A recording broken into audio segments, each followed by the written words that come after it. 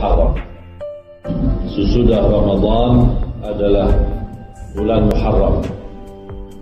Dikenal selain bulan Ramadan, Rasulullah sallallahu alaihi wasallam berbanyak puasa di bulan Muharram sama bulan Sya'ban. Berbanyak puasa Rasul sallallahu alaihi wasallam di bulan Muharram dan di bulan Sya'ban. Karena di bulan Sya'ban, pertengahan bulan Sya'ban itu dinaikkan amal kita sepanjang tahun. Jadi amalan kita selama 1 tahun naik pertengahan Sya'ban. Diampuni oleh Allah dosa-dosa kita selama 1 tahun. Di Syahrullah al-Muharram, Rasulullah sallallahu alaihi wasallam berbanyak puasa. Di antara puasa yang disunnahkan adalah Ashura. Ashura artinya tanggal 10. Kalau bahasa Arab Asyara, tanggal 10 Muharram. Ceritanya Rasulullah sallallahu alaihi wasallam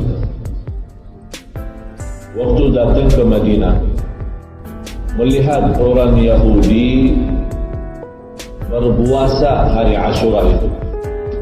Rasulullah sallallahu alaihi wasallam bertanya kepada Yahudi, karena Yahudi waktu itu penduduk Madinah, tidak ada penduduk Makkah. Makkah itu banyakkan orang kufar Quraisy. Lalu Madinah ada Aus, ada Khazraj yang namanya Al-Ansar, dan dua-duanya berasal dari Yaman. Kemudian di samping mereka ada orang Yahudi. Orang Yahudi waktu itu menguasai ekonomi Madinah. Jadi semua keluarga Al-Aus Al-Khazraj kalau dia perlu usaha lewat orang Yahudi, pinjam orang Yahudi, dan orang Yahudi bagi riba. Pinjam sekian wajib kembali lebih. Pinjam 100 kembali 120. Akhirnya terpaksa Aus Khazraj ikut, karena tidak ada pilihan, karena harta dan ekonomi Madinah dimegang sama orang Yahudi. Dan juga alasan lain karena Aus Khazraj sendiri sibuk berperang. Ini perang, ya kalau istilah kita perang saudara antara Aus Khazraj. Terus selalu ada masalah, ada saja. Dan orang Yahudi senang. Kenapa orang Yahudi senang? Selama ada perang, memerlukan alat perang. Yang menjual alat perang orang Yahudi. Dan sekarang di dunia ini yang jual alat perang orang Yahudi. Jadi orang Yahudi mau seperti itu, supaya manusia tidak boleh damai. Manusia terus perang, biar habiskan nyawa, biar habiskan harta mereka, hancur negara mereka. Yang penting orang Yahudi beruntung, banyak fulus, banyak uang, banyak harta, dan semua itu dari harta kita. Tapi begitu kedatangan Nabi Muhammad sallallahu alaihi wasallam berhasil mensatukan antara Aus dan Khazraj. Yang paling tidak senang dengan perdamaian itu adalah orang Yahudi, karena rugi besar. Kalau Aus Khazraj sudah damai, berarti tidak ada perang. Kalau tidak ada perang, berarti tidak ada alat perang yang boleh jual. Orang Yahudi rugi. Itulah yang membuat orang Yahudi, walaupun dia tahu Nabi Muhammad benar, agama benar, dakwah Rasulullah SAW benar, dan dia tahu akan datang hijrah, semua dia tahu kebenaran itu. Kenapa dia tidak percaya? Karena dia merasa ada orang dari luar kota Madinah datang yang menjadi pemimpin kota Madinah, yang menguasai hukum di kota Madinah. Ini yang membuat orang Yahudi tidak senang dakwah Rasulullah. Malah di antara orang Yahudi yang telah berjanji, biar dakwahnya benar, biar saya tersiksa, biar saya masuk neraka, saya tidak masuk dan mengikuti agama Muhammad. Coba lihat, padahal dia tahu benar. Itulah namanya sakit jiwa. Sudah tahu niata al-haq, Dia tahu niat al-batil, tapi dia karena hawa nafsu, keras hati, keras kepala, karena keinginan duniawi, akhirnya dia tidak ikut dakwah Nabi Muhammad SAW. Rasul melihat mereka berpuasa hari Ashura. Rasulullah bertanya, kenapa wahai ma'asyara Yahud kalian puasa hari Ashura? Mereka menjawab, kami puasa hari Ashura karena Allah menyelamatkan Nabi Musa. Dan Nabi Musa kan Nabi orang Yahudi kan, Bani Israel. Nabi Musa AS. Nabi Musa AS waktu dia melarikan diri sama kaumnya Bani Israel dari Fir'aun, sampai dari Mesir tembus ke Laut Merah di bagian utara atas. Mau tembus, kalau sekarang kita namanya Tanah Suez atau Sina yang ada di bagian Mesir. Dia mau tembus ke sana. Dan Allah Subhanahu wa ta'ala begitu sudah sampai ke batasan laut, Bani Israel berkata kepada Nabi Musa, wahai Nabi Musa, mana lagi? Di depan sudah laut, di belakang sudah Fir'aun. Pasti kita mati. Sudah tidak boleh apa. Apa jawab Nabi Musa? Kalla, tidak. Ini namanya keyakinan. Kapan boleh muncul yakin? Kalau kita bertanya sama semua orang Muslim, anda yakin kepada Allah? Ya, saya yakin. Bukan jawabannya saya yakin, tapi yakin muncul saat kita menghadapi cobaan dan ujian. Ini baru yakin tidak. Kita melihat sudah tidak ada jalan keluar, tapi Allah melihat keyakinan kita di saat itu. Bukan saat kita nyaman ditanya, anda yakin? Ya, saya yakin. Ya, nyaman. Sekarang lagi aman. Yakin pasti. Tapi pas ada ujian dan musibah, iman di situ akan terguncang. Tidak jelas apakah betul yakin sempurna atau tidak. Lalu Nabi Musa AS langsung jawab, tidak pakai fikir-fikiran. Laut di depan, Fir'aun di belakang, tidak berfikir hanya Allah Subhanahu wa ta'ala.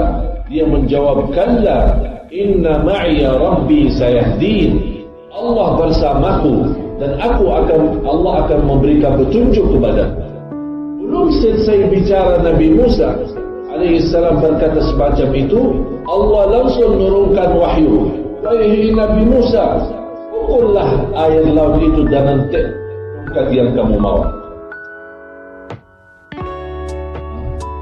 Tongkat? Mau apain tongkat? Kayu kecil. Ini laut. Dan semua makhluk Allah. Kayu itu dari mana? Dari pohon kan? Dan pohon makhluk Allah. Allah jadikan tongkat itu lebih dahsyat daripada nuklir. Lalu Allah pun Bani Israel ketawa, apa yang mau dibuat sama tongkat itu? Langsung, karena kelompok mereka 12 golongan. Bani Israel waktu itu 12 kelompok, dan setiap kelompok punya pemimpin kepala yang urus mereka, macam tentara lah. Begitu Allah memerintahkan Nabi Musa dalam keyakinan membawa tongkat itu dan memukul air laut. Pecah air laut menjadi 12 perjalanan. Terbuka jalan. Kalau kita bilang jalan highway ya. Kalau jalan highway, 12 jalan highway. Silahkan lewat. Tapi ini juga bayangkan, subhanallah, air laut terpecah dan ada 12 jalan. Di antara jalan sama jalan ada air laut itu, tetap masih ada berdiri. Sampai terlihat ikan di dalamnya. Begitu mereka masuk, ada rasa ragu-ragu. Mana yang lain? Karena ini kelompok tidak boleh lihat kelompok yang lain, karena semua dipecah antara laut. Biar mereka tenang, Allah bukakan jendela, window di dalam laut itu, biar mereka tengok, oh ini kawan masih ada, ini kawan semua ada. Terus mereka semua berjalan dalam aman. Subhanallah, dahsyat. Begitu mereka diselamatkan oleh Allah, itu peristiwa terjadi di 10 Muharram.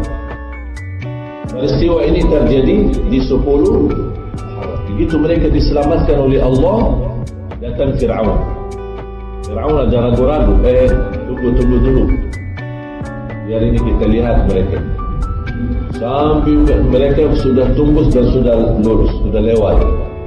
Macam mana? Tapi Nabi Fir'aun ini juga orang-orang cerdas, salih tapi cerdas. Ini bahaya ini. Cuba saya tidak boleh mula. Cuba yang lain. Anak buah dulu. Masuk. Disuruh anak buah dulu. Mereka jalan, malah basir tanah laut itu kering, seperti tidak basah sama sekali, kering, boleh kuda jalan aman. Fir'aun melihat dia punya anak buah sudah jalan sampai pertengahan jalan aman, tidak ada masalah. Langsung Fir'aun ikut. Ada satu riwayat Fir'aun tidak mau jalan, dan dia Fir'aun naik sebuah kuda. Allah Subhanahu wa taala turunkan Nabi Malaikat Jibril membawakan kuda yang menggoda kuda Fir'aun. Jadi Fir'aun dia tak boleh lambat. Tapi kuda ini nampak ada kuda. Begitu kuda ini jalan, yang namanya mencari ya, terus ikut lari. Fir'aun kaget, dia tahan, tak boleh tahan. Sudah karena ini kuda ini lagi mencari kuda yang di depan ini, mungkin mau nikah atau apa. Jadi dia lari, dia ikut lari, sudah masuk. Fir'aun kaget, ini ditahan, tidak boleh tahan. Ini ada satu riwayat juga dibenarkan oleh ulama dalam sejarah. Itu sudah terjemah semua Fir'aun sama semua dia punya kelompok tentera sudah masuk ke dalam. Nabi Musa alaihissalam diperintahkan oleh Allah pukul kembali air laut. Dari sebelah sana sudah nyebrang kan, sudah lewat, pukul sama Nabi Musa, air laut kembali rapat lagi dan tenggelam Fir'aun sama semua yang beli. Di saat itu Fir'aun masih ada harapan diselamatkan dan dia mau ucapkan kalimat La ilaha illallah. Dia berkata, saya mau beriman. Dia tidak berkata saya beriman kepada Allah, tapi dia bagi jalur kanan kiri. Saya beriman kepada yang telah Banu Israel beriman. Coba lihat, Fir'aun juga masih belum begitu sempurna. Sampai dalam keadaan ini tidak mau beriman langsung. Saya beriman semacam mana Banu Israel beriman. Kenapa tidak berkata saya berimanlah saja kepada Allah langsung? Kenapa mau ambil jalur yang panjang? Tapi Malaikat Jibril dia tidak mau. Sampai dia ambil pasir dari laut, melemparkan muka Fir'aun supaya tidak boleh mengucapkan kalimat syahadat. Dia cuba lihat, Malaikat Jibril khawatir kalau dia sebut kalimat syahadat boleh jadi dapat rahmat dari Allah, Allah ampuni semua. Melihat Fir'aun saja masih ada harapan diampuni Allah, padahal dosanya besar. Faqala ana rabbukumul a'la, dia mengakui diri sebagai Tuhan yang maha tinggi. Coba lihat, Malaikat Jibril karena tahu Allah maha kasih sayang, Allah maha ampun, tidak diberikan kesempatan Fir'aun untuk mengucapkan. Dilempar, setiap mau dia berkata, dilempar mukanya sampai sudah tenggelam. Tapi Allah selamatkan badan Fir'aun menjadi tanda kebesaran Allah, dan badan Fir'aun itu ada di Jerman. Ada salah satu museum di Jerman, dulu ada di Mesir, sudah dipindah kemari ke Jerman, sekarang ada di museum Jerman. Jasad Fir'aun. Kalau Fir'aun kan setiap pemimpin Mesir dinamakan Fir'aun, tapi ini namanya Fir'aun Musa. Fir'aun Musa yang dimaksud Fir'aun zaman Nabi Musa. Tapi kalau selama orang pemimpin di Mesir semua dinamakan Fir'aun. Jadi Rasulullah begitu tahu orang Yahudi berpuasa 10 Muharram, hari Ashura, karena mereka mensyukuri nikmat Allah atas keselamatan Nabi. Apa jawab Nabi Muhammad SAW? Nabi Muhammad menjawab, wa nahnu ahaqqu bi Musa minkum. Kami lebih utama orang Muslim mencintai Nabi Musa daripada kalian. Kami lebih wajib memuliakan Nabi Musa lebih daripada kalian. Maksudnya lebih daripada orang Yahudi. Karena kita di Islam mengajarkan kita di Islam untuk beriman kepada seluruh Nabi dan Rasul kan. Antumina billahi wa malaikati wa kutubihi wa Rasul. Semua para Nabi dan Rasul kita akui mereka benar dan mereka semua adalah utusan Allah. Di antara mereka yang terbaik, yang termulia adalah Nabi Muhammad sallallahu alaihi wasallam. Oleh kerana itu Rasul mensunnahkan puasa hari Ashura untuk mensyukur nikmat Allah terhadap selamatan Nabi Musa alaihissalam. Karena orang Yahudi puasa satu hari, Rasul memerintahkan sahabat puasalah hari Ashura, tapi tambah satu hari lagi supaya tidak sama dengan orang Yahudi. Karena Rasul selalu suka berbedaan sama orang Yahudi, tidak suka perbuatannya yang sama walaupun dalam hal kebaikan. Orang Yahudi puasa Ashura, kita disunnahkan puasa 3 hari, 9, 10, 11. Ini yang terutama. Kalau tidak mampu 3 hari, boleh 2 hari, 9 dan 10. Kalau tidak mampu hanya 1 hari saja, boleh saja.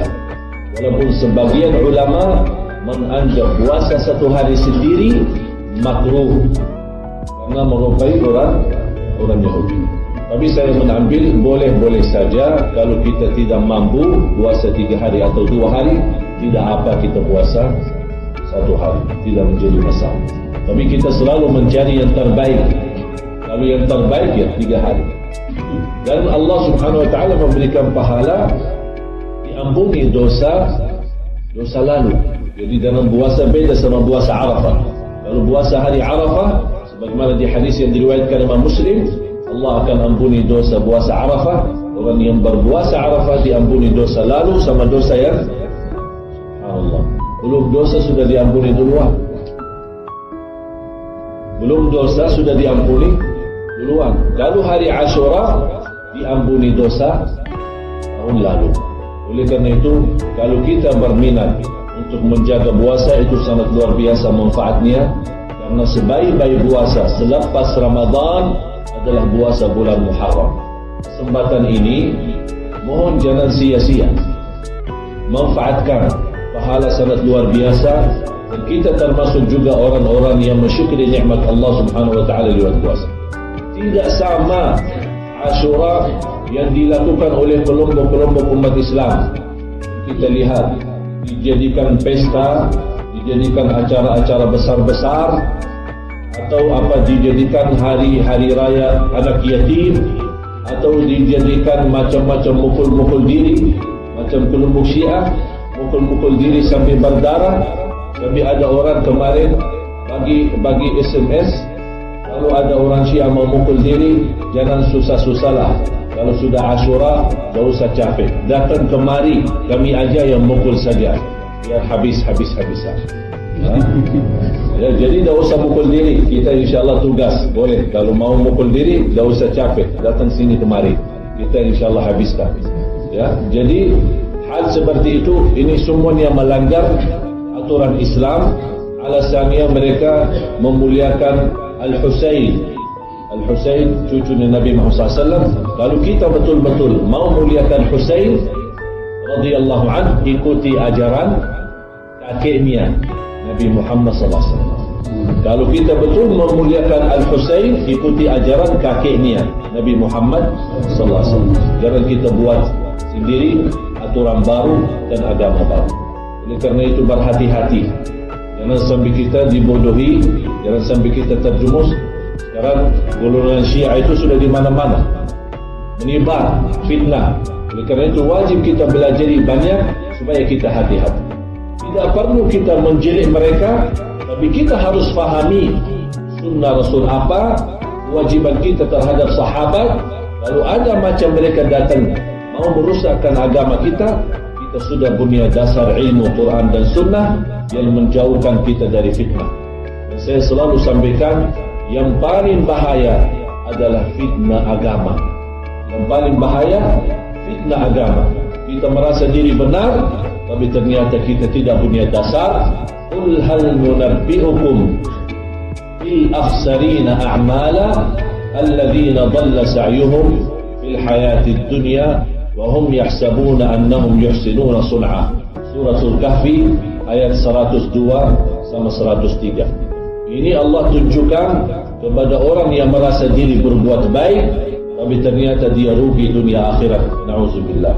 Mudah-mudahan kita senantiasa dapat petunjuk oleh Allah Subhanahu wa taala, istiqamah atas iman Islam, istiqamah sampai akhir hayat atas kitab dan sunnah Nabi Muhammad sallallahu alaihi wasallam, dan mudah-mudahan semua yang hadir mendapatkan syafaat Nabi Muhammad sallallahu alaihi wasallam di hari kiamat.